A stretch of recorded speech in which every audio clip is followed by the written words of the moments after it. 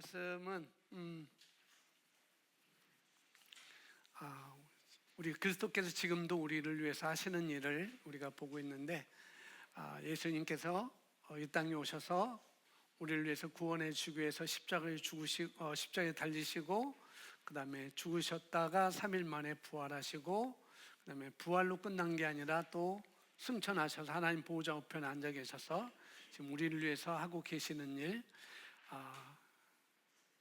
그걸 우리가 알고 있고, 또 우리가 주님이 계신 그 보호자 우편에 우리가 영으로는 우리가 앉아있지만, 주님과 함께 앉아있지만은, 그러나 우리 주님이 다시 오실 날 우리가 새로운 몸을 입고, 썩지 않을 몸을 입고, 우리가 영혼 몸이 새로웠게 되어 변화되어서, 지금은 우리가 주님과 얼굴을 맞대어 볼 수 없지만은, 이제 우리가 천국에 가면은 주님의 얼굴이 어떻게 진짜 생겼는지, 우리가 영화에서 나오는 그런 서양 인물처럼 예수님이 생겼는지를 우리가, 아니면 동양인처럼 생겼는지 우리가 보게 될 것이고, 완전한 부활하신 주님의 모습을 볼 것이고, 또 우리도 지금 이 땅에 살고 있는 우리의 이 모습 이대로, 이 겉사람은 낡아지고 후패하지만은, 그러나 주님 오셔서 우리가 새로운 부활의 몸을 입을 때는 전혀 다른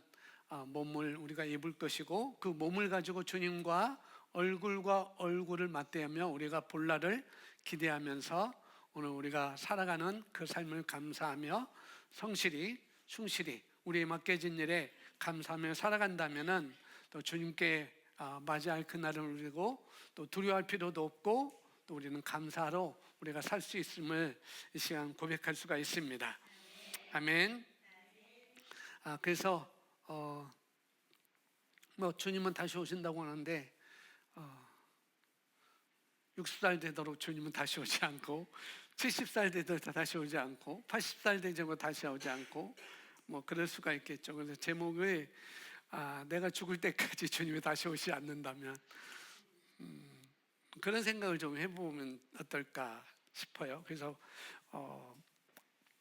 큰 제목은 내가 죽을 때까지 주님이 안 오신다면, 오실 수도 있고 안 오실 수도 있을 거예요.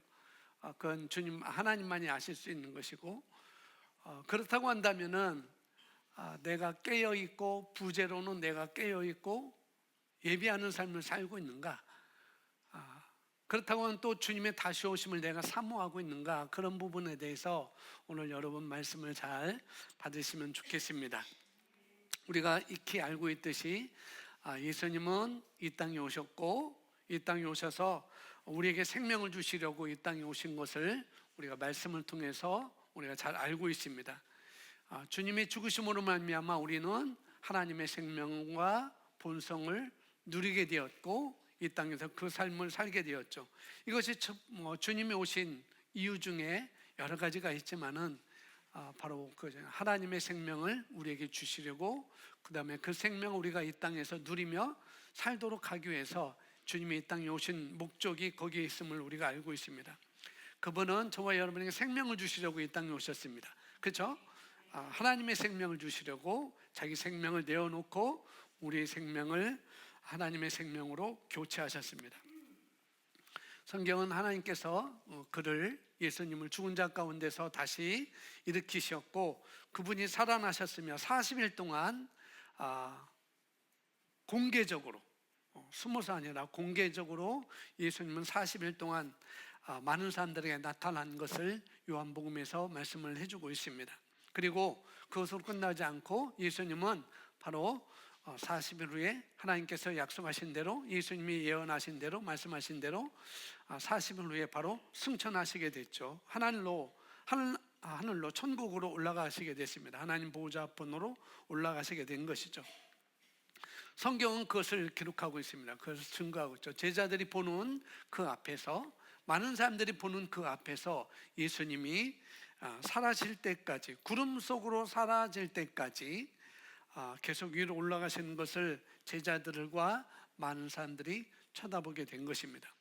예수님이 하늘로 올라가실 때, 천국으로 가실 때 어떤 기구를 타고 간 것도 아니고, 엘리야처럼 불말을 타고 간 것도 아니고, 오로지 무언가가 데려간 것도 아니고 예수님이 말씀하신 대로 구름 속으로 예수님이 들려 올라오신 것을 우리가 볼 수가 있습니다. 성경은 그렇게 우리에게 말씀을 하고 있죠. 또 그것을 우리는 믿고 있고, 우리도 주님이 다시 오실 때, 우리 주님이 다시 오실 때 공중 재림하실 때 그걸 우리는 또 뭐 기독교 용어로 이렇게 되어 있는데, 성경은 그냥 우리가 들림을 받는다고 하죠. 근데 기독교 용어로 그냥 쓰여지고 있는 휴거, 주님이 첫 번째로 초림으로 2000년 전에 이 땅에 오셔서 우리를 위해서 구원해 주시고 하늘로 올라가신 다음에, 그 다음에 두 번째 예수님은 오시는 것을 예수님 강림, 예수님 재림, 그렇게 말씀하고 있습니다.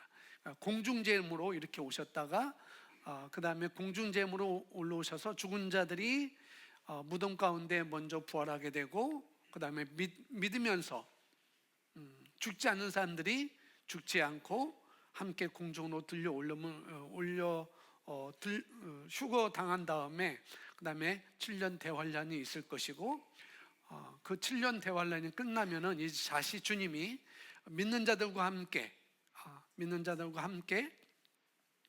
우리가 살아있을 때 주님이 오시면은 그 주님과 함께 이 땅에 다시 지상 재림으로 이 땅에 우리가 오게 되는 것이죠. 그래서 공중 재림이 있고 지상 재림이 있습니다. 지상 재림이 있을 때는, 그때는 새 예루살렘과 새 땅으로 주님이 임하게 되는 것이고, 우리도 그 땅에 예수님과 함께 오게 되는 것입니다.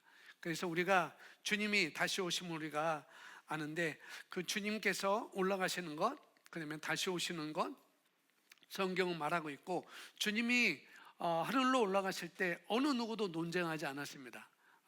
말씀하신 대로 주님이 올라가신 것을 봤죠. 많은 사람이 그 장면을 보았기 때문에 예수님은 그렇게 구름 속으로 올라가셨습니다. 제자들이 놀랄 수 있고, 서서 놀라움 속에서 하늘을 쳐다보고 있는 동안에 두 천사가 다가와서 그들에게 말했던 것이 오늘 사도행전 1장 11절 말씀에 나오고 있습니다. 함께 보도록 하겠습니다. 말하기를 시작.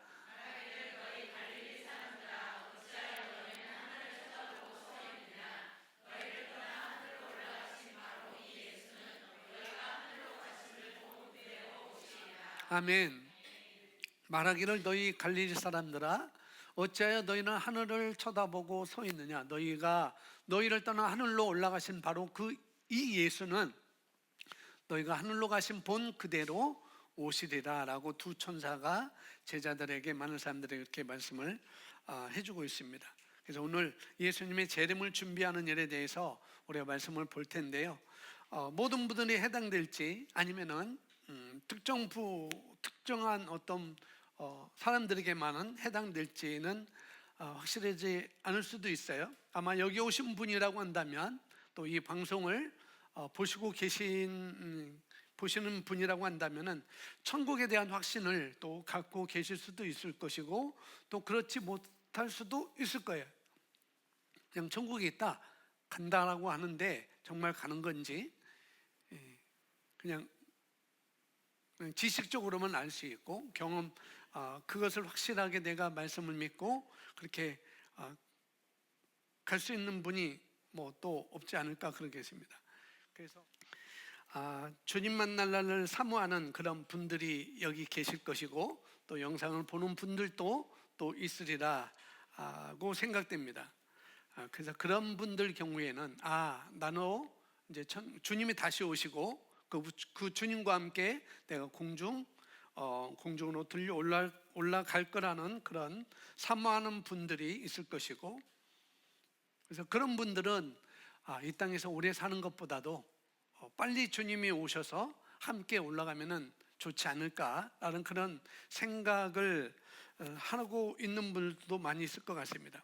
물론 그렇지 않은 분도 있겠지만, 사도 바울도 우리가 알고 있듯이 그런 고백을 하잖아요. 내가 주님과 함께 있기를 원한다. 그런데 내가 성도들 위해서는 내가 주님과 함께 있는 것, 천국에 가는 것 내가 너무 사모하고 내가 바라보고 있지만은, 그러나 이 땅에 남아있는 성도들을 위해서면은 내가 이 땅에 있는 것도 내가 더 감사하고 그렇게 살겠다라는 그런 고백을 하는 것을 우리가 볼 수가 있습니다. 물론 주님이 너무나 주님을 너무 우리가 사랑하셔서 우리가 사랑하여서 주님의 양들을 위해서 사도 바울이 이 땅에 더 오래 내가 살아야 되겠습니다.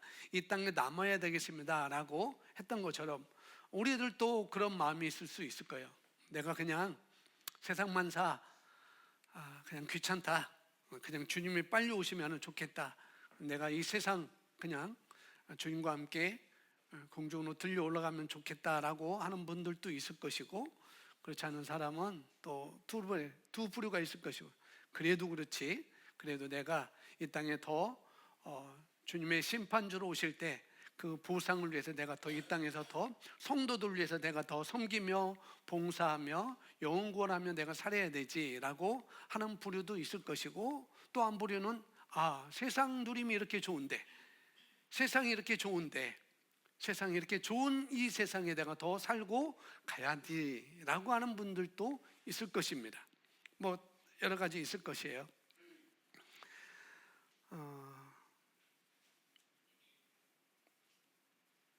그러나 이랬던 저랬던 뭐 천국을 사모하고 빨리 오시기를 기다리는 분들도 있을 것이고, 또 그렇지 않은 분들도 있을 것이고, 또 세상이 좋다고 하는 분들도 있을 것이고, 뭐 믿지 않는 사람들은 더구나 그럴 것이고, 또 믿는 사람들조차도 이 세상의 누림이, 세상의 사랑이 이렇게 좋은데, 누림이 이렇게 좋은데 내가 주님이 빨리 안 오면 내가 뭐 120살까지 안 오면 좋겠다, 그렇게 생각할 수 있을 수도 있을 거예요. 그러나 주님은 반드시 오신다는 것. 그래서 사도행전 1장 11절에 그렇게 말하잖아요. 다시 한번 우리 11절 읽어보겠습니다. 시작. 하늘로 가심을 본 그대로 오신다고 말씀을 하고 있습니다. 이건 뭐 우리가 믿는 사람이라면 다 그렇게 믿을 것이고, 또 그것을 기다릴 수도 있을 것이죠. 그런데 오늘 제목처럼 내가 죽을 때까지 주님이 안 오신다고 생각하고 그 삶을 계획하는 것이 훨씬 좋다는 거죠. 내가 죽을 때까지 주님이 안 오신다는 것을 내가 어떻게 해요? 그렇게 생각하는 거예요. 내가 죽을 때까지 예수님 안 오실 거야. 그렇다고 한다면은 그 삶을 계획하는 것이 너무나 중요하다는 것입니다. 그래서 이 땅에서 깨어 있고 예비되고 다시 오심을 우리가 사모하는 것입니다. 성경은 분명히 다시 오시리라고 말씀합니다. 그러니 주님 오실 때 그때를 우리가 기다려야 되는데, 그때라는 그 기다리는 태도가 어떤 태도냐? 주님이 내가 죽을 때까지 주님이 안 오신다면은 내가 그 주님을 기다리는 그 태도가 뭐냐? 그것이 바로 부제로 써져 있는 것처럼 깨어 있고 예비하는 마음으로 사모함을 가지고 우리가 기다려야 된다는 거예요. 그래서 요한계시록 1장 3절에 이렇게 말씀하고 있습니다. 고백합니다. 이 예언의 말씀을 읽는 자와 듣는 자와 그 가운데 기록한 것을 지키는 자는 복이 있나니 때가 가까움이라. 아멘. 주님이 다시 오신다는 것, 재림이라고도 할 수 있죠. 우리 그리스도인들이 알고 믿고 있는 것은 주님이 다시 오신다는 거예요. 그러니까 우리가 그것을, 주님이 다시 오심을 과연 우리가 사모하고 있는가? 이 예언의 말씀을 읽는 자와 듣는 자와 그 가운데 기록한 것을 지키는 자는 복이 있다. 때가 가까움이라 라고 말씀합니다. 예수님이 다시 오신다고 사도행전 1장 11절에서 우리가 말씀을 읽었고 들었고 우리가 보고, 그런데 이 땅에서 지키는 자가 복이 있다고 말씀하고 있습니다. 그런데 그것을 내가 사모하고 있는지, 주님의 다시 오심을 사모한다는데, 그럼 과연 나는 지금 깨어서 준비하고 있는가? 주님 오시기를 맞이하기를 예비하고 있는가? 그것은 저는 퀘스천이라고 생각해요. 물음표. 과연 우리는 그렇게 하고 있는가? 내가 예비하고 있는가? 내가 깨어 있는가? 내가 사모하고 있는가? 여러분은 어떻게 생각할지 모르겠어요. 여러분은 마침표가 될지 느낌표가 될지 물음표가 될지 모르겠어요. 저도 잘 모르겠어요. 내가 그렇게 사모하고 있는가? 내가 그렇게 예비하고 있는가? 내가 그렇게 깨어 있는가? 솔직히 이 부분에 대해서 제가 그렇게 깊이 생각하지 않았어요. 근데 말씀을 준비하면서 이런 나의 주님을 기다리는 그런 나의 마음이 다시 한번 바르게 다져져야 되지 않을까라는 그런 생각을 많이 또 하게 됐습니다. 여러분이 알고 있듯이 세상이 얼마나 좋은데요. 그죠? 세상이 너무나 좋죠. 얼마나 누림직하고 사랑만 한데, 그런데 그렇게 세상을 사랑하는 사람들은, 아니 안 믿는 사람은 말할 것도 없고요, 또 그리스도인이라고 할지라도, 믿는 자라고 할지라도 세상을 겸하여 사랑하고 세상의 누림에 빠져서 또 그것이 좋은 사람이 주님의 다시 오심을 사모할까? 성경은 겸하여 섬길 수 없다라고 말씀하고 있어요. 세상이 그렇게 좋은데, 믿는 자라고 해서 세상이 그렇게 좋은데 과연 사모하고 살까? 모르겠습니다. 사모한다고 할 수 있겠죠. 그런데 전 모르겠어요. 우리가 시한부 종말론 아시죠? 시한부 종말론, 우리가 30년이 넘었을 거예요. 30년 다미선교회에서 다가올 미래를 기다리는 그런 선교회라고 해서 다미선교회가 있었는데, 그때가 굉장히 떠들썩했죠. 전 세계적으로, 우리 한국도 그렇고 전 세계적으로 떠들썩했었는데, 이 시한부 종말론자로서 언제 주님이 다시 오신다, 그런 상황이에요. 이날 주님이 오신다 라고 그 대대적으로 방송하고 그들 기다리는 그런 사건도 있었습니다. 그것이 결국은 틀렸다는 것을 말하고 있고, 거기서 많은 그리스도인들이 멘붕이 오고, 또 그리스도인들이 거기서 집을 팔고 직장도 안 다니고 학교도 안 가고 그런 많은 부작용이 많이 일어났었는데, 그런 사람들이 있다는 거예요. 시한부 종말론, 이때 예수님이 오시니까 아무것도 하지 않고 주님 맞을 준비를 하자. 그래서 새하얀 드레스를 입고 준비하는 사람들, 그런 사람들이 있었어요. 뭐 어른들은 새하얀 치마 저고리, 한복 그런 거 입고 기다렸었어요. 근데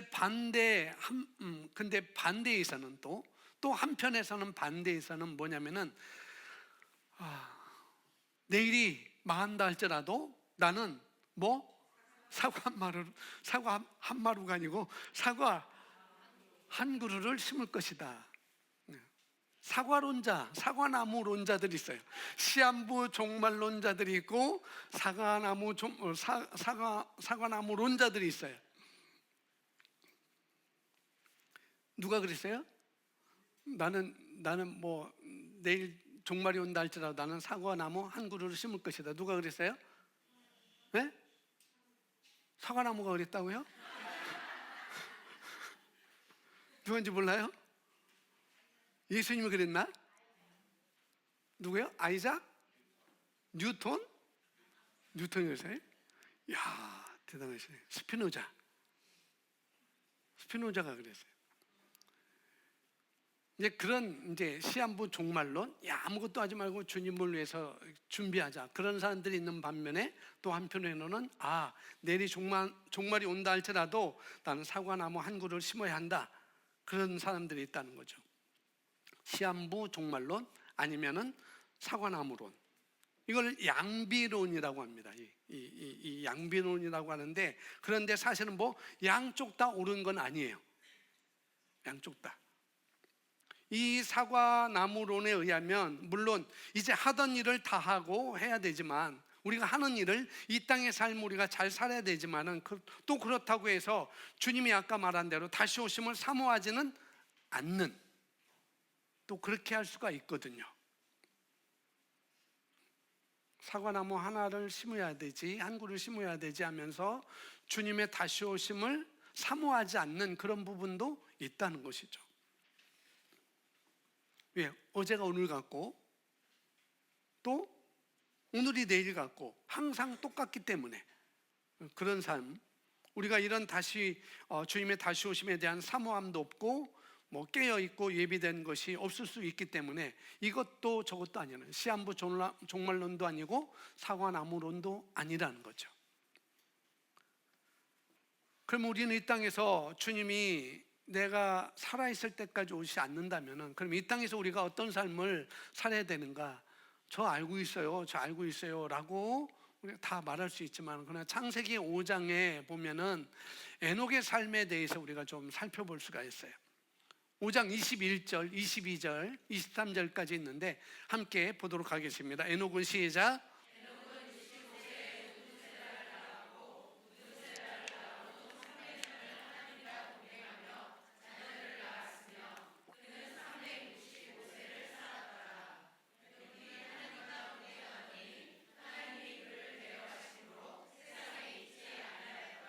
아멘.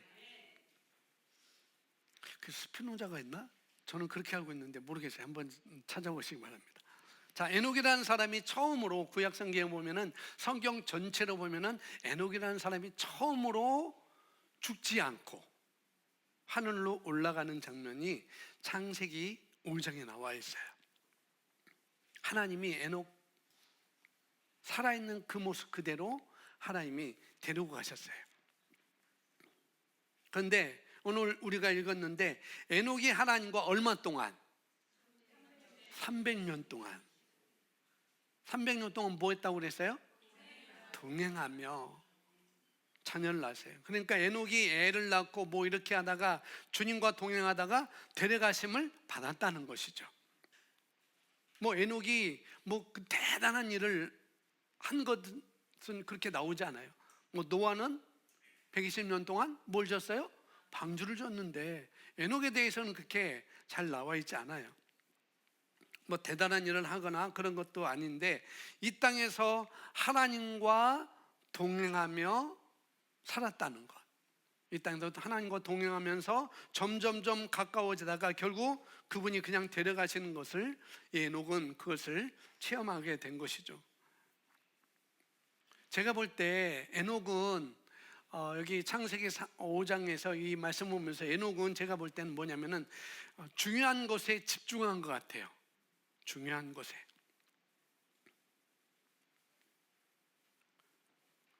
그렇다면 중요한 것에 집중한다는 건 뭘까? 중요한 것에 집중한다?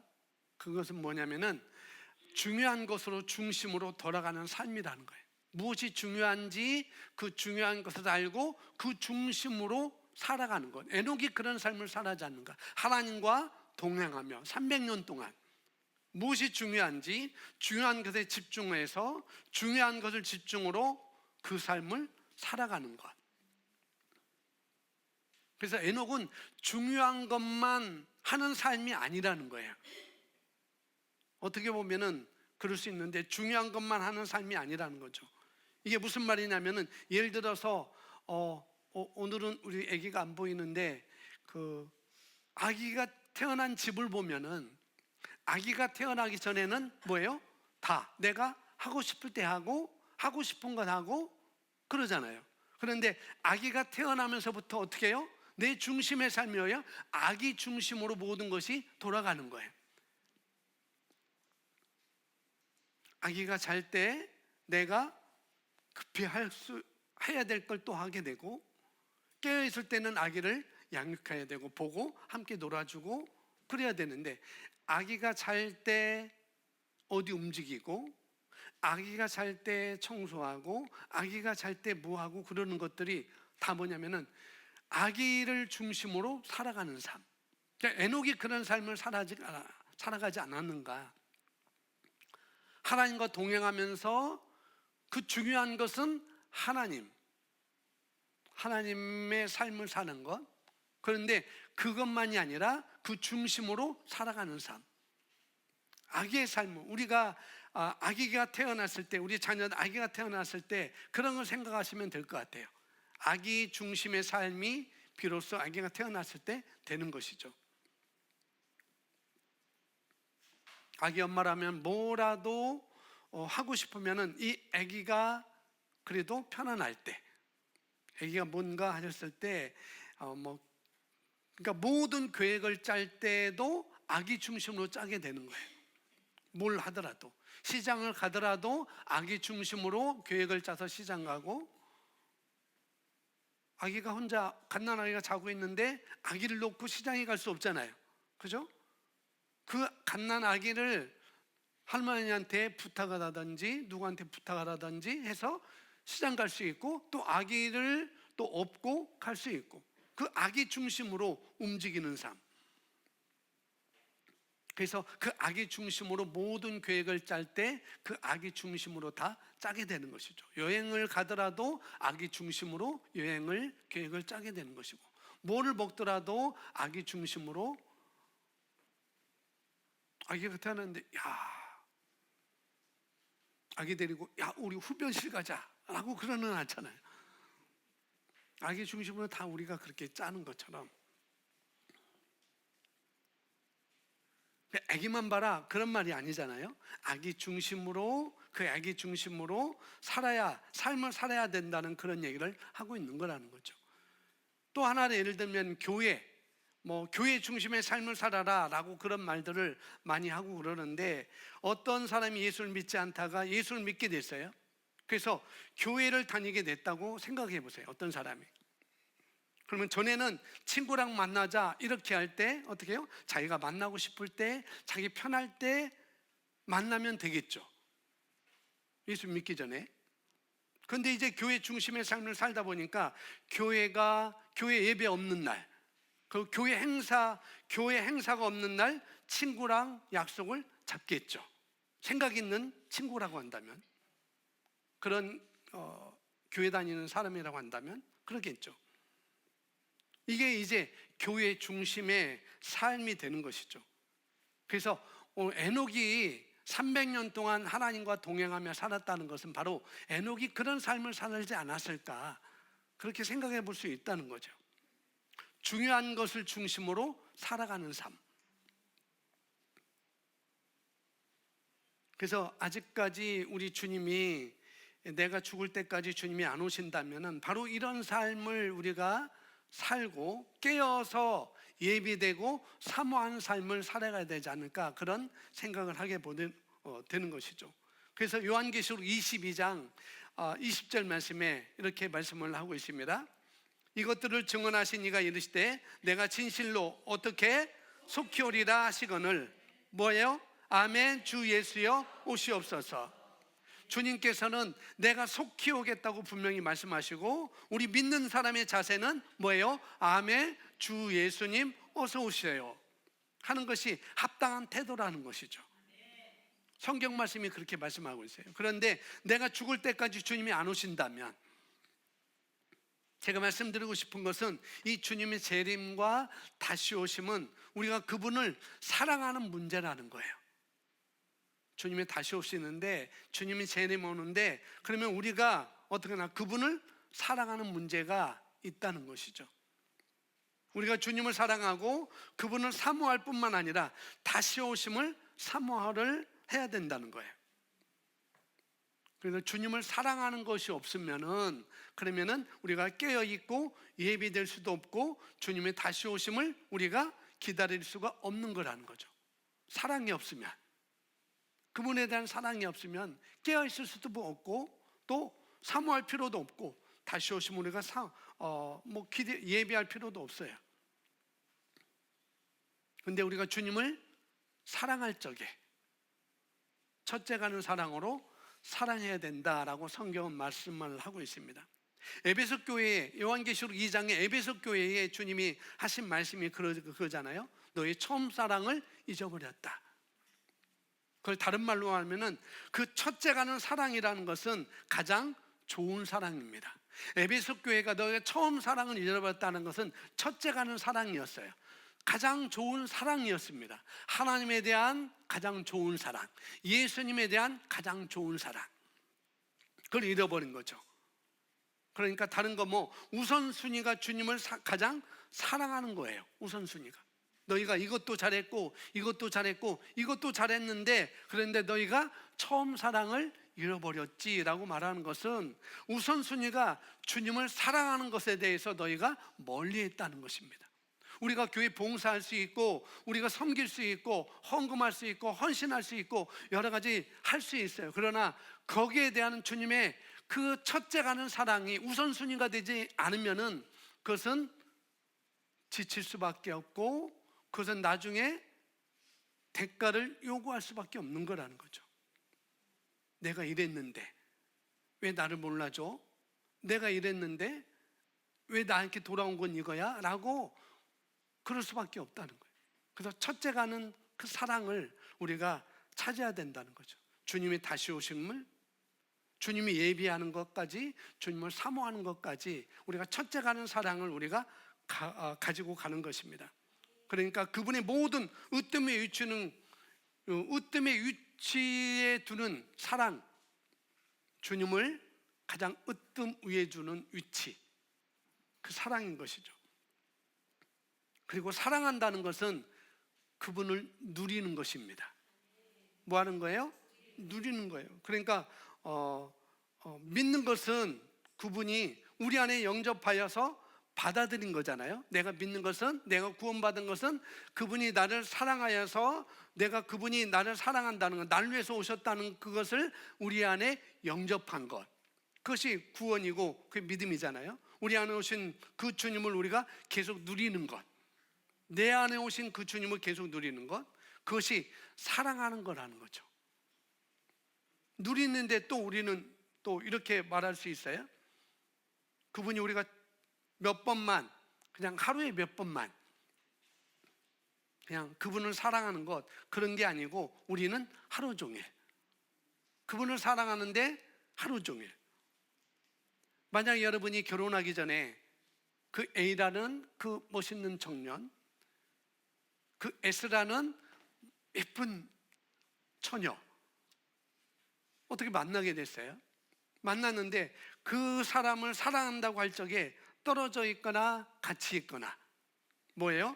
항상 그 사람을 생각하고 하게 되는 것이 바로 사랑이잖아요. 언제나 서나 당신 생각, 그게 사랑이잖아요. 사랑. 그것이 바로 누리는 거예요.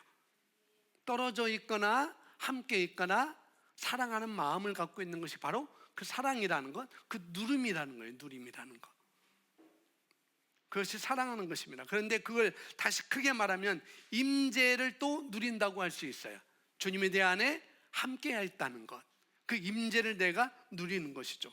그것도 하루 종일, 몇 분만 아니라 몇 시간만 아니라 그분의 임재를 우리 안에 계신 주님이시잖아요. 그러니까 그분을 우리가 사랑하는 것, 그분을 사랑한다는 거 뭐냐? 내가 그분이 내 안에 계심을 내가 누리는 것입니다. 어떤 상황에 있든지 그 누림을, 그 임재를 내가 누리는 거예요. 그렇기 때문에 그분의 임재를 그렇게 누리는 것이 바로 그분을 사랑하는 것이고 무엇보다도 가장 사랑하는 거라는 거죠. 그런 아가페 사랑, 그런 사랑이 있을 적에 우리가 사랑하는 이유도 그분이 그만큼 사랑스럽고 소중한 분이라는 것. 여러분 한번 예수님이 여러분이 그만큼 소중하세요? 그만큼 사랑스러우세요? 저는 안 그랬어요. 여러분 어떠세요? 예수님이 그만큼 나에게 소중한가? 예수님이 그만큼 나에게 사랑스러운가? 한번 우리 좀 생각을 해보면 좋지 않을까 싶어요. 전 두 번째 퀘스천, 내가 주님을 정말로 소중히 여겼는가? 그 주님이 정말 나에게 사랑스러운 분인가? 그렇게 많이 생각하지 않았던 것 같아요. 제가 그렇게 많이 생각하지 않았어요. 그리고 그 사랑을 내가 누리지 못했어요.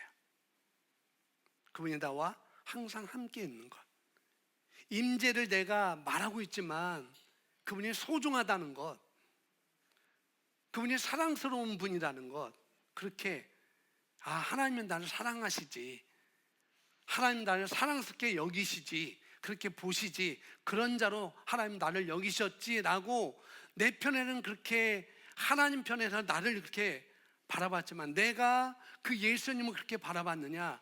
그렇게 많이 못했던 것 같아요. 내가 정말 그분을 소중하고 사랑스러운 분인가? 그 예수님이. 그래서 우리가 먼저 그것을 깨달을 적에 우리가 그분은 그렇게 사랑할 만한 가치가 있고 사랑해야 되는 분이라는 거예요. 그냥 하나님이 나를 사랑해 주는 것, 하나님이 나를 소중하게 여기시는 것, 하나님이 나를 걸작품으로 여기시는 것, 그것도 굉장히 중요하지만은, 그러나 내가 그분을 그만큼 소중하게 여기는지, 내가 그만큼 그분을 사랑스럽게 여기는지, 그것이 우리에게도 있어야 된다는 거예요. 그래야만이 주님 오심을 우리가 깨어 있어서 준비하고 깨어 있어서 기다리고 예비하고 사모하는 마음을 우리가 갖게 되는 것이죠. 고린도서 5장 14절에 이렇게 말씀을 하고 있잖아요. 함께 읽겠습니다. 그리스도의 사랑이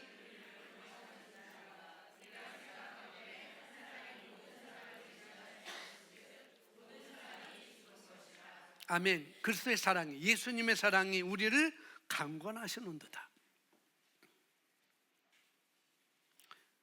예수 그리스도의 사랑이 우리를 강권합니다. 그분의 그 크신 사랑이 우리를 강권하신다는 것. 어떻게 5장 8절에 앞서서 말씀하고 있죠. 함께 고백합니다. 우리가 아직 죄인 되었을 때에 그리스도께서는 우리를 위하여 죽으심으로 하나님께서 우리에 대한 자기의 사랑을 확증하셨느니라. 아멘. 그러니까 우리가 의심할 수 없어요. 그리스도의 사랑이 우리를 강권하신다는 것, 그리스도의 사랑이 우리가 아직 죄인 되었을 때에 그리스도께서 우리를 위하여 죽으심으로 하나님께서 우리에 대한 자기 사랑을 확증하셨느니라. 먼저 그분이 우리를 사랑하여 그분 자신을 우리에게 주셨거든요. 그래서 우리는 그것을 의심할 수가 없어요. 그렇기 때문에 우리는 이제 그 큰 사랑의 부어짐을 받고 우리는 그 큰 사랑의 강권함을 받고 이제 우리도 그분을 사랑하는 거예요. 나도 그분을 사랑하는 거.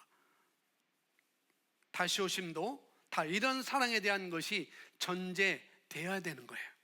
주님의 다시 오심도 그냥 우리가 어떤 율법을 지킨다든가 말씀을 지킨다든가 말씀에 순종하다든가 또 어떤 하나님의 말씀에 대한 경고를 우리가 듣는다든가 지킨다든가 이것도 우리가 있어야 되겠지만은 하지만 그 이전에 먼저 그분을 사랑하는 것, 그분의 사랑을 우리가 다시 한번 생각하는 것입니다. 예수님의 사랑을.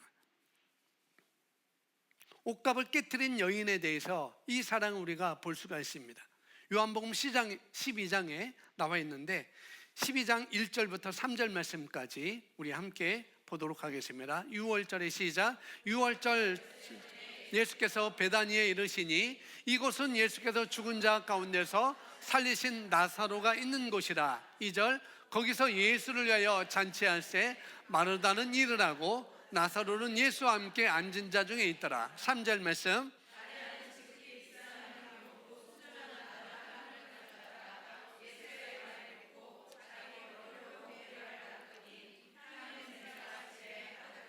아멘. 마르다와 마리아와 나사로가 그 집에 예수님이 가셨죠. 마르다는 여기서 우리가 아는 것처럼 마르다는 일어나고 있었어요. 근데 마리아가 그분의 발 앞에서, 예수님의 발 앞에서 예수님이 하시는 말씀을 들으면서 예수님의 눈을 쳐다보면서 열심히 그 말씀을 들었어요. 주님이 무슨 말씀을 하셨냐면은 나중에 쭉 나오지만은 이제 예수님이 자신의 죽으심에 대해서 말씀을 했어요. 내가 죽는다. 이제 내가 너희를 위해서 죽으러 간다 이랬지만 아무도 그것을 들으려 하지 않았고 아무도 그것을 알아듣지 못했어요. 오로지 마리아만이 그 발 앞에 앉아서 말씀을 들으면서 예수님을 쳐다보면서 그 말씀을 들었을 적에 마리아는 깨달았던 것이죠. 그래서 이분이 나를 사랑하시고 나를 위해서 죽으시는구나. 나를 이렇게 사랑하시고 그리스도의 사랑이 나를 이렇게 강권하시는구나. 내가 아직 죄인이었을 때 하나님께서 그 사랑을, 그 큰 사랑을 우리가 확증하기 위해서 아들을 내어주셨구나. 그 예수님이 이제 나를 위해서 죽으러 간다니, 그걸 깨닫게 되자 이 마리아는 자기가 가장 귀한 것을 자기가 쏟아 부을 수가 있었던 거라는 거죠. 예수님이 정말 소중하신 분이구나. 나를 위해서 죽으러 가신다니, 나의 죄값을 위해서 대신 죽으신다니, 이분이 정말 소중한 분이구나. 이분이 정말 사랑스러울 만한 그런 분이구나. 그분이 나를 사랑하지만 나도 그분에 대해서 사랑을 하는 것. 그래서 가장 귀한 것을 쏟아부을 수가 있었던 것이죠. 근데 제자들은, 사람들은 뭐라고 해요? 그가 한 일에 대해서 허비하는도다 라고 말을 했죠. 근데 허비가 아니고 이 대상이 가장 소중하고, 지금 나를 위해서 죽으러 간다는 그분이 가장 소중하고 가치 있는 분이기 때문에 어떤 것을 드려도, 가장 좋은 걸 드려도 우리는 허비가 아니라는 거예요. 마리아가 그 좋은 걸 드렸지만 그건 허비가 아니었습니다. 당연히 우리가 드려야 되죠. 당연히. 이렇게 한 마리아에게 많은 제자들에게 허비라고 생각했던 그런 제자들에게, 많은 사람들에게 뭐라고 말씀하시냐면은, 복음이 전해지는 곳마다 이 여인의 이야기를 다 전해라 라고 이렇게 말씀하고 있습니다. 칭찬하라 그런 말이 아니에요. 이 마리아를 칭찬하라 그런 말도 되겠지만, 뭐냐면은 복음이 전파되는 목적이 이 사람들로 하여금 그리스도의 사랑을, 예수님의 사랑을 그렇게 허비할 정도로, 내가 가장 중요한 걸 허비할 정도로 쏟아붓는 사랑을 불러일으킬 수 있어야 된다. 복음이 그런 거라는 거예요. 복음이, 예수님이 죽으러 가는 그 복음, 나를 위해서 죽으신 그 복음이 허비할 정도로 쏟아붓는 사랑을 불러일으킬 수 있는 것이 바로 이 복음이지 않느냐. 그 복음이 전해지는 목적이라는 것을 여기서 예수님이 말씀하고 있는 거라는 거죠. 그러니까 그분은 우리를 위해서 너무나 사랑하셔서 우리를 위해서 그분이 내어주셨죠. 그죠? 그럼 우리는 어떻게 해야 되는가? 우리는 그분을 위해서 우리가 가장 귀한 것을 우리가 허비할 정도로 쏟아 부을 수 있는 그분을 사랑을 해야 된다는 거예요. 그렇게 함으로써 마리아만이 유일하게 예수님의 죽으심을 예비할 수가 있었던 것입니다. 다 들었지만 마리아만 예비할 수가 있었어요. 마리아만이 그런 기회를 붙잡을 수 있었던 것처럼 오늘날은 어떤가? 오늘날은 여전히 우리는 그분이 우리를 위해서 죽으시고 우리를 사랑하셨다는, 나를 사랑하셨다는 그 복음을 우리가 듣고 있어요. 그것으로 인해서 우리가 구원받았습니다. 그렇다면 우리는 이제 오늘 그분이 다시 오신다는 그 말씀도 들을 수 있어야 되겠죠. 나를 위해서 죽으셨다는 것 듣고 우리는 구원받았습니다. 그리고 그분이 다시 오신다는 그 말씀 우리가 들을 수 있어야 된다는 거예요.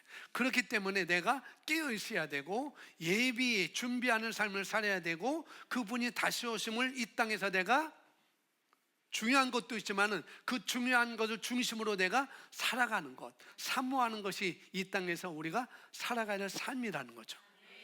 내가 가장 좋은 것을 허비하기까지, 헌신하기까지. 주님은 내가 속히 오리라 하는 그분의 말씀을 진짜로 내가 알아들을 수 있다면, 내가 귀에 들려진다고 한다면, 그럴 때 우리는 우리 자신 또 그분을 사랑함으로 쏟아부을 수 있는데, 무엇을 위해 쏟아붓느냐는 거죠. 이제 우리는 그분의 다시 오심을 예비하는 것입니다. 이미 예수님은 이미 처음에 오셨어요. 그죠? 오셨고 죽으셨고 부활하셨고 우리 안에 영으로 들어오셨지만, 한 면에서는 이미 그분의 임재가 우리 안에 함께 있는 거죠. 우리 안에. 성전을 삼고 계시니까 우리 안에 임재로 함께 계시는 것입니다. 세상 끝날까지 너희와 항상 함께 있으리라라고 하신 것처럼 그분은, 예수님은 우리와 함께 계십니다. 그렇지만 또 그분은 우리를 더 다시 오심을 삼아야 될 이유가 있다는 거죠. 내 안에 이미 임재하고 계시지만 이제 그분이 온 영과 혼과 육의 전인적인 인격체로서 다시 오심을 우리가 기다려야 된다는 것. 오늘 우리가 이 시간 안에서 주님의 다시 오심이 가까운 이때 그분의 다시 오심을 예비하고 깨어있고 그분의 다시 오심을 내가 사모하는 그런 사람들이 되자라는 그런 말씀이 되겠습니다. 마리아처럼 우리가 주님이 다시 오심을 다시 오시는 그 문제도, 예수님이 다시 오시는 그 문제도 우리가 그분을 사모하고 기다리는데, 우리가 그분을 사랑하는 것은 우리가 누림의 문제라는 거예요. 예수님과 얼마나 내가 그 삶을 누리고 있느냐. 에녹이 300년 동안 그 누림을 살았어요. 하나님과 동행하는 누림을 살았던 것처럼 우리가 주님이 다시 오신다는데 그 누림의 삶을 내가 살고 있느냐. 누리기 때문에 세상을 누리는 사람은 주님이 오심을 무서워 오지 마세요 그럴 수 있어요. 왜? 세상이 누리면 너무 좋기 때문에 안 왔으면 좋겠다라고 그럴 수가 있는 거라는 거죠. 왜? 세상을 더 누려야 되니까. 이렇게 되지만 우리가 그분을 다시 오심을 사모하는 사람이라면 오늘 또 그분을 우리가 누리는 사람이라는 거죠. 세상에 있지만, 세상의 누림도 있지만, 그러나 우리가 그 주님의 다시 오심을 누리는 삶을 사는 것, 그것이 더 중요하다는 거예요. 그분을 사랑하고 누리는 사람에게는 또 주님께서 약속하신 것은 뭐냐? 보상이 있다고 말씀하고 있습니다. 히브리서 11장 6절 안 써놨지만 뭐예요? 히브리서 11장 6절 말씀. 믿음이 없이는 하나님을 기쁘시게 하지 못하나니. 하나님께 나아가는 자는, 하나님께 오는 자는 그가 상 주시고 상 주시심을, 우리가 주님의 다시 오심을 믿고 깨어서 준비하고 예비하는 삶을 살고 사모하는 마음으로 이 땅에 그 누림을 가지고 사는 사람들에게는 반드시 보상이 있다는 거예요. 그 보상을 약속하셨습니다. 여처녀 비유에서 마태복음 25장 1절에서 13절 말씀, 오늘 본문 말씀인데 그 말씀이 있어요. 먼저 여러분 구약의 출애굽 사건을 한번 생각해 보세요. 구약의 출애굽 사건. 100년을 1세대로 삼고 4세대가 지나기까지 뭐 했어요? 자유함이 없었고 종로로 됐어요. 400년 동안 종로로 됐다. 우리가 우리 기억, 우리 습관을 30일만 꾸준하게 해도 우리 습관이 바뀔 수 있다는데 400년 동안, 약 400년 넘게 그들이 종살이하고 노예로 살았어요. 근데 그들의 삶이 어땠을까요? 그들의 사고방식이 어땠을까요? 말 안 해도 다 알잖아요. 우리 애들이 달라졌어요. 나와보니까 애들이 달라지는 거예요. 삶이 달라지는 거예요. 왜? 엄마가 노예고 아빠가 노예니까 애들도 그 삶을 살게 되는 거죠. 400년 동안 4세대에 걸쳐서 종으로 노예로 그 삶을 살게 되는 것. 근데 그런 자들을 하나님께서 어떻게 해요? 200만 명이 되는 그런 노예 생활하던 이스라엘 백성들을 하나님께서 구원해 내시죠. 누구를 통해서? 모세를 통해서. 그리고 어린 양의 피를 통해서 그들을 구속해 주십니다. 그리고 홍해를 건너므로 말미암아 이제는 새로운 삶을 살게 하는 구원의 여정을 걷게 되는 것이죠. 그런데 200만 명이 대부분 어떻게 됐습니까? 갈렙과 여호수아를 빼고는, 첫 세대를 빼고는 어떻게 해요? 첫 세대는 다 어떻게 해요? 중간에 다 죽었잖아요. 여호수아와 갈렙만 빼놓고 첫 세대는 여호수아와 갈렙.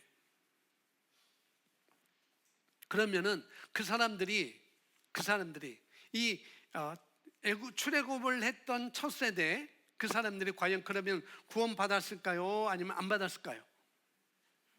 구원 받았을까요? 안 받았을까요? 안 받은 것 같아요? 구원 받았어요. 구원 안 받은 게 아니에요. 왜? 어린 양의 피로 이미 모든 것은 다 넘어갔습니다. 그리고 홍해를 건넜다는 것은 그들이 세례를 받았다는 거예요. 구원받았다는 것입니다. 하나님 안으로 들어왔다는 거예요. 비록 그들이 광야에서 여호수아 갈렙 빼놓고 첫 세대는 다 죽었지만은 그들은 구원을 받았다는 것. 그러니까 열처녀 비유도 그런 의미로 우리가 볼 수 있어야 돼요. 뭐냐면은 구원받은 사람들, 안 받은 사람. 그러니까 그들은 구원받았지만 뭐예요? 패배했다는 거죠. 첫 세대는 구원받았어요. 그러나 가나안 땅에 들어가는 것은 패배했다는, 약속의 땅에 들어가는 건 패배했다는 거죠. 그 당시에 나중에 예수님이 십자가에 죽으심으로 말미암아 그들이 다시 부활해서 이제는 영원 왕국 시대로 그들이 다 들어가게 되는 것은 있지만은, 그러나 그 시대에 그 사람들의 삶에서는 패배하는 삶을 살았다는 것을 볼 수가 있습니다. 끝까지 이긴 자는, 요한계시록에서 계속 이기는 자는 계속 말하고 있잖아요. 여호수아 갈렙만이 그 시대 사람에서 어떻게 해요? 누리는 삶을 살았다는 거예요. 하나님을 사랑하고 그것을 소중하게 여기고 가나안이라는 그 약속의 땅을 소중히 여기고 사랑스러운 그것을 사는 삶을, 누리는 삶을 살았다는 것이죠. 여기 열처녀 비유에서 5처녀는 구원받고 5은 구원 안 받았다고 그렇게 해석하는 경향이 혹 있습니다. 그렇지만 그렇지 않다는 것을 여러분이 아셔야 됩니다. 영원한 구원에 대해서는, 우리가 영생하는 구원에 대해서는 우리의 행위가 들어갈 자리가 없어요. 그렇게 믿으시죠? 내가 어떤 행위로 구원받는 건 아니라는 거예요. 이스라엘 백성들이 그 광야에서 비록 패배했지만은 그러나 그들의 행위로 구원받고 안 받고는 아니라는 거예요. 이 열처녀 비유도 기름을 준비했느냐 준비하지 않았냐, 그 행위로 구원받았느냐 아니라는 거예요. 우리의 행위는 구원에 있어서 들어갈 자리가 없습니다. 우리는 무엇으로? 은혜로 구원받았어요. 선물로 받은 것입니다. 아멘. 거기서 우리가 흔들리면 안 되는 거예요. 하지만 구원받고 나서 우리가 왕국시대 보상이냐 아니냐는 우리가 이 땅에서 어떻게 행했느냐에 따라서 달라지는 거라는 거죠. 공의의 심판자로서 예수님이 다시 오실 때에는 우리가 구세주로만 그 예수님이 오시는 게 아니라 구세주로서는 이미 예수님 2000년에 우리에게 오셨어요. 이제 다시 오실 그 주님은 이제는 심판주로서 다시 오시는 것이죠. 그렇기 때문에 우리가 다 그리스도의 심판대에 서서 그런 왕국시대 안에서 보상과 열처녀 비유를 우리가 생각하시면 됩니다. 보상, 열처녀 비유하면 혼인잔치에 들어가는 것, 신비에 가까운 말씀인데, 혼인에 참여하는 사람도 있고 참여하지 못하는 사람도 있다는 것, 가나안 땅에 들어가는 사람도 있고 못 들어가는 사람도 있다는 것, 그걸 말하고 있죠. 오늘 이 시대 안에서 이기고 패배하는 그리스도인들이 있다는 것입니다. 천국은 보장되어 있지만은, 그러나 이 땅에서 패배하고 누리지 못하는 사람들이 있다는 것, 거기에 따라서 이 왕국 시대 안에서 보상을 받느냐 아니냐가 있지만, 그러나 결국 영원한 미래에서는 모든 사람이 다 영원한 그러한 축복의 나라로, 그 세계로, 그 나라로 우리가 다 들어가게 되는 것입니다. 그래서 마태복음 25장 1절 말씀 함께 읽어보겠습니다. 그때 시작.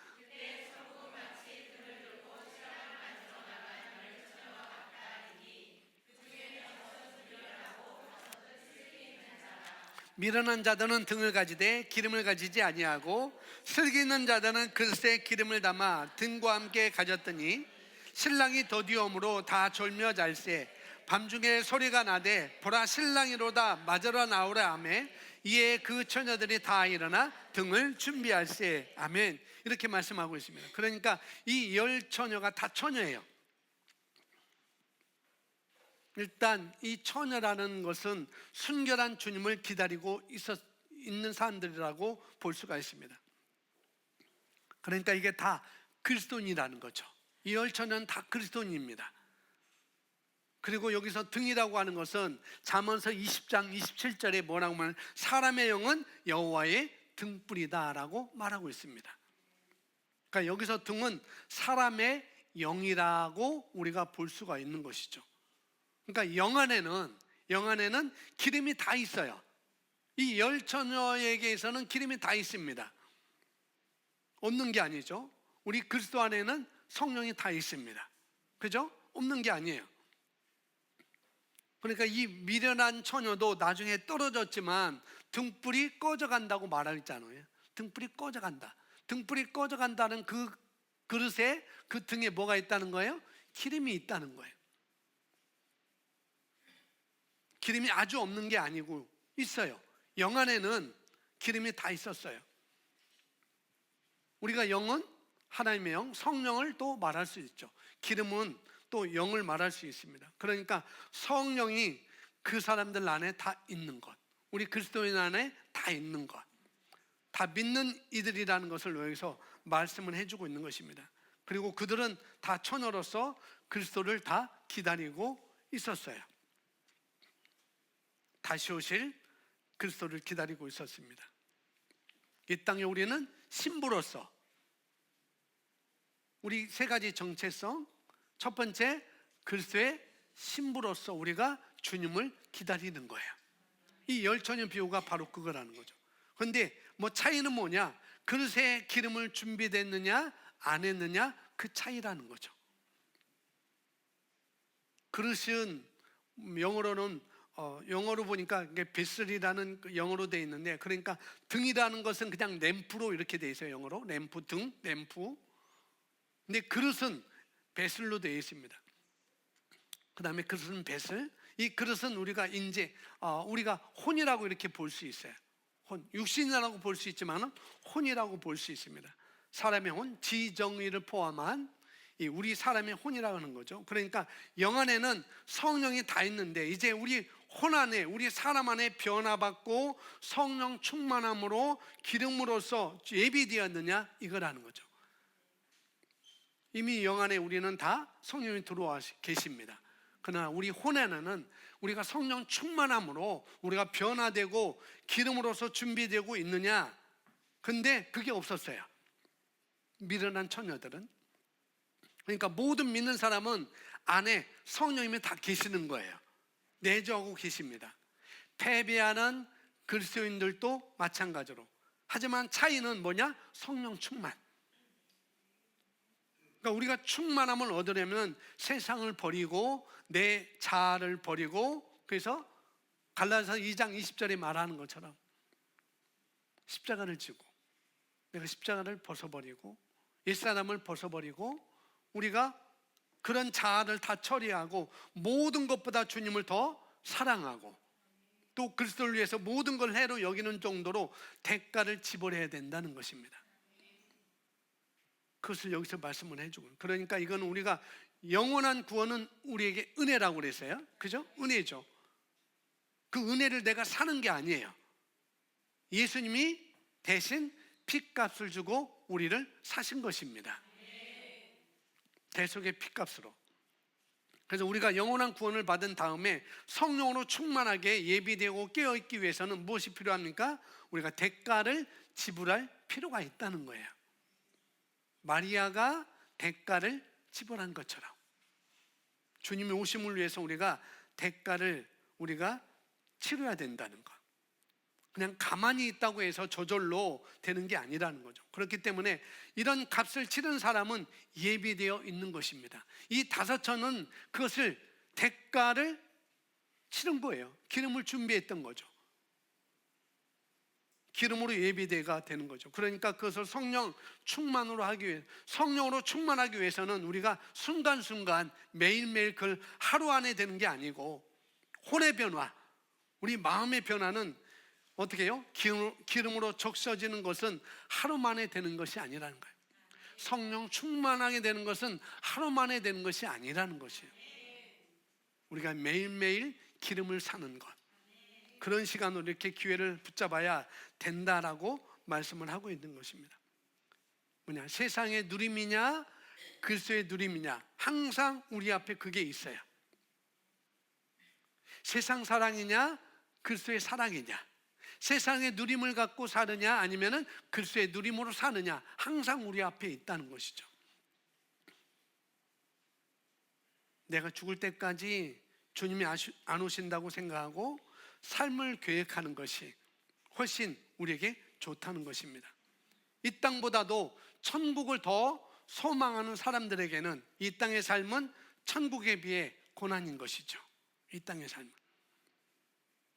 그래서 성김의 연속일 뿐만 아니라 하루라도 빨리 주님이 오셔서, 예수님이 오셔서 나를 데려가 주기를 바라게 되는 것이 바로 이 땅의 삶이라는 거예요. 왜? 고난이기 때문에. 세상에 누림도 있고 세상에 사랑도 있지만은, 그러나 그 고난도 또 함께 있는 거예요. 그렇기 때문에 빨리 주님이 오시기를 우리가 기다리는 것이죠. 그래서 그런 분들은 오히려 내가 죽을 때까지 주님이 오시지 않을 수도 있다는 생각을 거의 하지 않는 편이에요. 내가 살아있을 때 주님이 오실 거라고 믿는다는 말을 주님이 우리에게 하실 수도 있고, 내게 또 그것이 아닐 수도 있다는 거죠. 그러나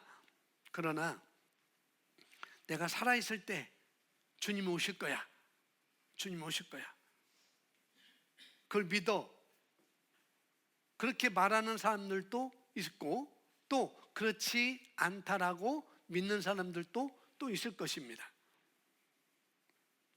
오히려 내가 죽을 때까지, 그러나 우리가 주님이 안 오실 수 있다는 전제하에서 우리가 어떻게 해요? 세운 계획도 우리가 있어야 된다는 거예요. 그래서 오늘 말씀의 부제는 뭐예요? 내가 깨어 있어야 된다는 거, 예비하고 있어야 된다는 거, 주님이 다시 오심을 내가 사모하고 있어야 된다는 거죠. 사모하면 준비할 수 있어요.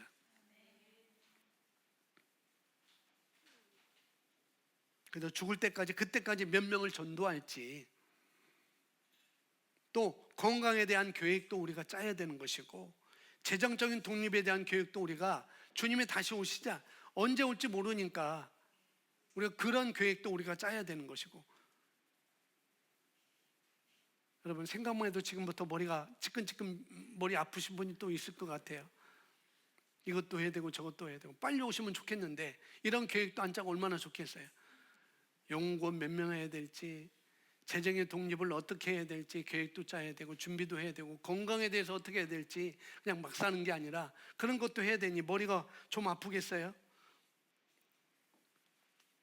여러분 자신 있는 그 자리에서 여러분 맡겨진 일에 최선을 다하는 것입니다. 에녹이 바로 그런 삶을 살았던 거예요. 에녹이. 자녀를 양육하고 계시다면 차후에 강대국 코리아를 이끌, 제가 책 하나 썼어요. 100년 후 100년 후에 각 세계 정세는 어떻게 돌아갈 것인지, 경제가 어떻게 돌아갈 것이고, 동아시아는 어떻게 될 것이고, 미국은 어떻게 될 것이고, 유럽은 어떻게 될 것이고, 중국은 어떻게 될 것이고, 100년 후에 어떻게 될, 그 책이 있는데 제가 다 보지 못했어요. 얼른 사서 머리끝만 읽었어요. 거기 뭐냐면은 100년 후에 이렇게 된다고 하면은, 그러면 우리가 어떻게, 이 100년 후에 우리가 어떻게 살아갈 것인지, 대한민국이라는 그 나라가 100년 후에 이 세계를 어떻게 이끌어갈 것인지, 그걸 알고 준비를 해야 되지 않겠느냐. 거기서는 대한민국이 앞으로 100년 후에 강대국이 될 것이다, 강대국을 이끌 나라가 될 것이다 라고 이렇게 좋은 전망을 보고 있어요. 그러면 그 이끌 세대는 누구냐? 우리 세대, 그리고 그 다음 세대가 될 수 있겠죠. 그리고 그 다음 세대가 될 수 있어요. 그래서 자녀를 우리가 양육하고 계시다면은 그런 나라를 이끌 다음 세대, 그런 리더를 양육하는 마음으로 여러분 자녀를 키우시라는 거예요. 여러분 자녀를. 근데 그런 것은 한 해, 두 해 우리가 한다고 또 되는 것도 아니잖아요. 그죠? 그러나 내가 준비되어 있으면, 여러분이 준비되어 있으면 반드시 주께서 그 자녀들을 쓰실 거라는 것을, 그런 믿음이 있다고 한다면 그러면 그 과정도 감사하고 행복한 시간이 될 것입니다. 나를 그렇게 쓰신다고 여러분이 믿고 있다면 그 상황도 그 과정도 여러분이 감사하고 여러분이 행복한 시간이 될 거라는 거죠. 그런 누림이 될 거라는 것이죠. 그러나 천국에 대한 소망이 없는 사람들은 자신을 준비하지 않습니다. 100년 후의 삶도 이렇게 우리가 준비하고 가야 되는 것처럼 천국에 대한, 천국은 100년이 아니잖아요. 영원토록이잖아요. 영원토록 살기 위해서 사는 그곳이 우리에게 준비되어 있는데, 그것을 위해서 내가 그냥 하루도 그냥 넘어간다? 자신을 준비하지 않고 살아간다? 매일매일 삶에 최선을 다할 정도로 열정도 없다? 그렇다 온다면은, 그래서 제가 4가지 질문을 써놨어요. 적용할 거. 보세요. 셀 모임시 나누면 좋을 것 같습니다. 첫 번째 뭐예요? 2014년 또는 과거 각자에게 중요한 사건이 일어난 해로 돌아간다면 나는 무엇을 할 것인가? 왜 2014년이냐? 10년 전으로 돌아보라는 거예요. 과거. 그때 내게 중요한 사건이 일어나는 해로 돌아간다면 2014년이 아닐지라도 과거로 내가 중요한 사건이 일어난 그때로 돌아간다면 나는 무엇을 할 것인가? 생각해 보시고, 그러면 그렇게 하기 위한 실천사항은 또 무엇인가? 또 그것을 앞으로 10년간 실천한다면 내 삶에는 어떤 변화가 올 것인가? 그리고 나는 그것을 오늘 시작할 것인가? 거인가 했는데 것인가? 오타가 났어요. 이 4가지를 좀 한번 여러분 적용해 보시고 한번 곰곰이 생각해 보시고 셀 모임 때 한번 나누시면 좋겠어요. 내가 과거에 이런 일이 있었는데 그 과거로 내가 돌아간다면은 그러면은 나는 무엇을 할 것인가?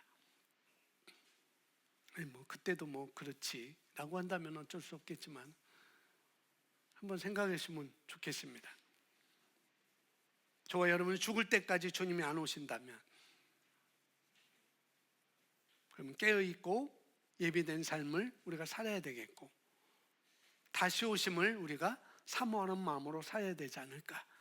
다시 한번 여러분 주님의 재림에 대해서 다시 한번 깊이 생각하시고 그 주님을 사랑하는 마음으로, 소중히 여기는 마음으로 다시 한번 여러분의 마음을 다잡고 준비하시면 될 것 같습니다.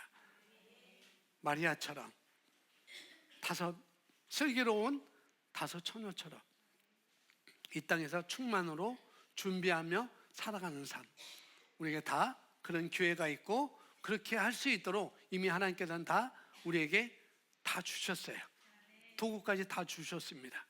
우리가 충만함으로 살아갈 때 그것은 우리에게 이루어질 수 있고, 우리 자녀들을 그렇게 양육한다면은 그 자녀들도 그런 미래의 삶을 우리가 살아갈 수가 있는 것이죠.